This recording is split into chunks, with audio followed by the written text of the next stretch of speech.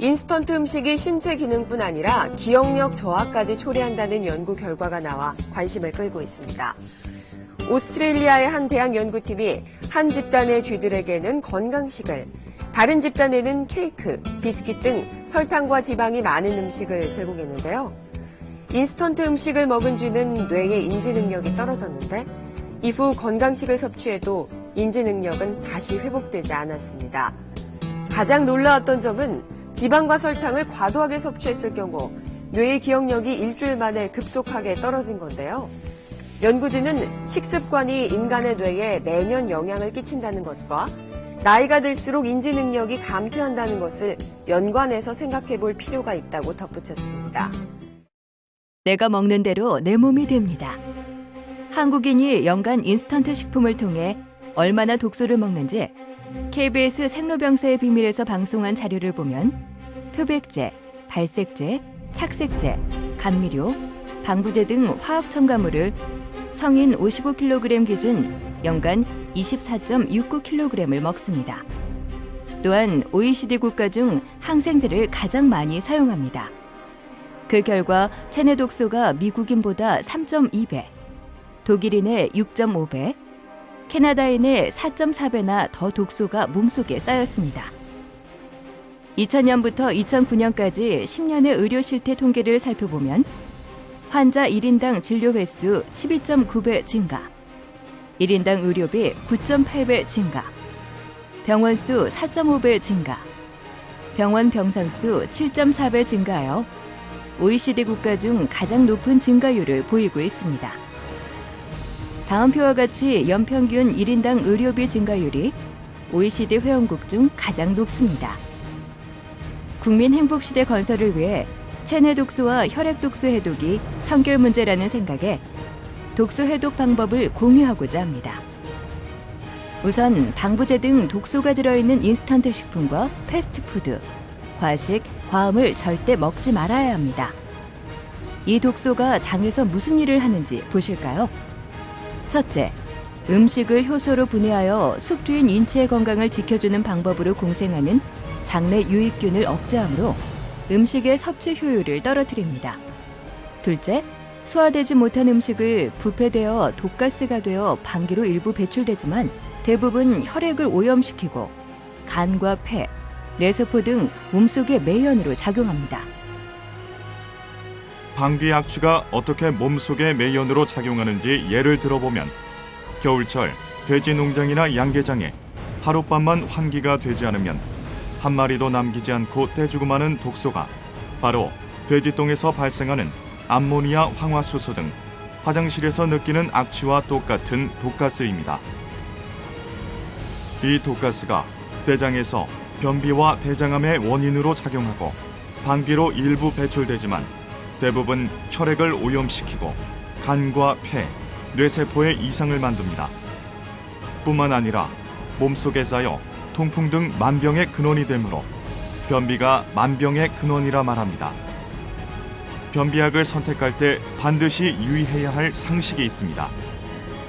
변비약이 먹을 때만 효과를 보거나 변을 잘 받지만 악취를 느끼는 변비 제품에는 설사 유발 화학 독소를 사용한 제품이 아닌지 의심할 필요가 있습니다. 변비를 해소하는 효과가 빠른 장점은 있으나 먹을 때뿐이고 독소에 의해 장내 유익균이 감소하고 유해균이 증가합니다. 그래서 변에서 악취가 더 심하게 발생하는 것입니다. 그러므로 배설이 잘 된다고 쾌변이 절대 아닙니다. 모유를 먹을 때 같이 악취 없는 황금색 쾌변을 매일 아침 바나나처럼 봐야 쾌변입니다. 최소한 악취는 없어야 쾌변입니다. 식약처 허가 건강기능식품 프로바이오틱스 유산균의 효능은 음식을 부패시키는 장내 유해균은 억제하고 음식을 발효시켜 면역력이자 생명의 에너지인 대사효소를 만드는 유익균은 증식시켜 배변 활동을 원활하게 하므로 진짜 쾌변을 보게 합니다. 진짜 쾌변은 바로 장에 유익균이 많다는 증거이자 자연 치유 능력이 높다는 증거입니다. 나의 자연 치유 능력은 100가지 약과 100명의 의사보다 위대합니다. 만고의 의성 히포크라테스가 몸속에 100명의 의사가 있다고 했습니다. 100명의 의사는 자연 치유 능력을 말합니다. 또한 음식으로 치료되지 않은 병은 약으로 치료할 수 없다고 했습니다. 우리는 오래전부터 TV와 신문지상을 통해 모든 불치병이 정복될 수 있다고 믿어왔습니다. 매년 환자가 급속도로 증가하고 통계청이 앞으로 남자는 13년, 여자는 18년을 투병하다 죽는다고 발표한 원인이 무엇일까요? 생명의 근본을 외면한 식품과 항생의학입니다. 우리가 먹은 음식을 장내 유익균이 분해하여 효소로 바꿔줘야 흡수되는데 장내 유익균이 죽는 방부제, 감미료 등 화학물질을 연간 24.69kg을 먹으니 환자가 증가하는 것은 당연한 결과입니다. 병이 들어 병원에 가면 심지어 어린이 감기까지 항생제를 사용하여 병을 키우는 사례가 너무나 많습니다. 히포크라테스 이론을 무시하고 발전하기 때문입니다.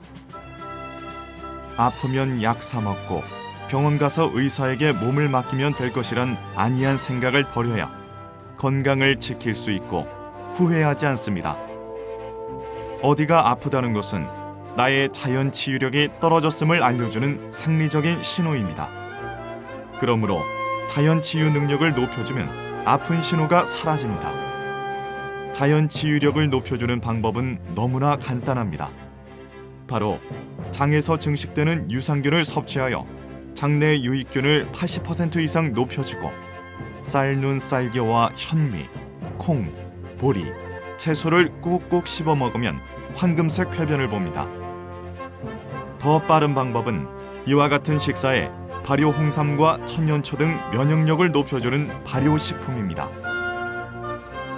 화장실에서 느끼는 악취는 나의 장내 환경이 굴뚝 환경이고 저승사자가 많다는 사실을 알려주는 빨간 신호이고 모유를 먹을 때 같이 악취 없는 황금색 쾌변은 장내 환경이 설악산과 같고 이와 같은 생리적 신호를 모르고 살면 신호를 무시하고 운전하는 자동차와 같은 신세가 될 수 있습니다.